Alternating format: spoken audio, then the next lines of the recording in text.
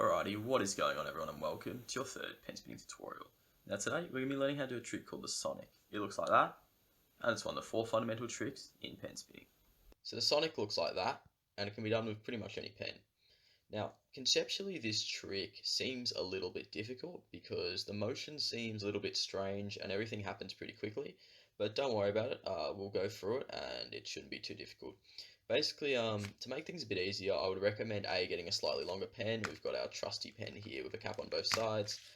And what I would suggest you do is you learn how to do the charge first. And the charge, I have a tutorial. The previous tutorial in this series is the charge tutorial. Now, as I showed, the Sonic looks like that, right? It looks like that. And what actually it consists of is a pen starting in a finger slot, moving to another finger slot, doing a full rotation, and in some respects you could say going behind another finger. So I'll show it again a bit slower. So we start in this finger slot here. That's the easiest one to learn, I think. We switch to that finger slot while dropping our middle finger, and it does a full rotation, as you can see, just like that. So I think the easiest way to learn it is to start off like you're doing a charge. Get a lot of pressure going in your thumb flap, all right? Get a lot of pressure going in your thumb flap, and also sort of do a charge, but really just put your middle finger down when you do it. Like, try get this motion going.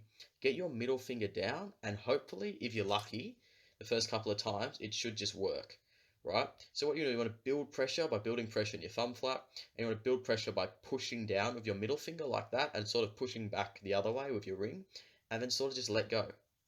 And hopefully, with enough pressure build up and putting your middle finger down, you'll do a sonic motion like that. Trick can also be done palm down. Conceptually as well, it might help to view it palm down. So it looks like that, palm down. As you can see, it looks like that. So it's going behind the middle finger. So once again, we want to do a charge-like motion like that. Do half a charge, but then we want to make sure our middle finger gets down, and when it gets down, it should be able to do it in such a way that when we push our middle finger down, it switches and spins behind the middle finger. It switches slots and spins behind the middle finger to get the sonic motion going like that. Now, so you guys can understand a bit better, I'm going to remove the circular motion part now. Rather than doing circular, I just want to show you what it looks like without circular motion. All that's really happening actually is you're holding it like that, your middle finger goes down, it goes to between these two fingers, between your ring and your pointer, and your middle finger comes back up, just like that.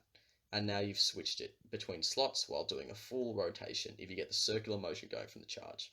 So yeah, that's really it to do the Sonic. As I said, bit of a recap. All you want to do, build a lot of pressure here with your thumb flap. You won't have to eventually. Once you've practiced it a lot, you can just do it without the thumb flap pressure.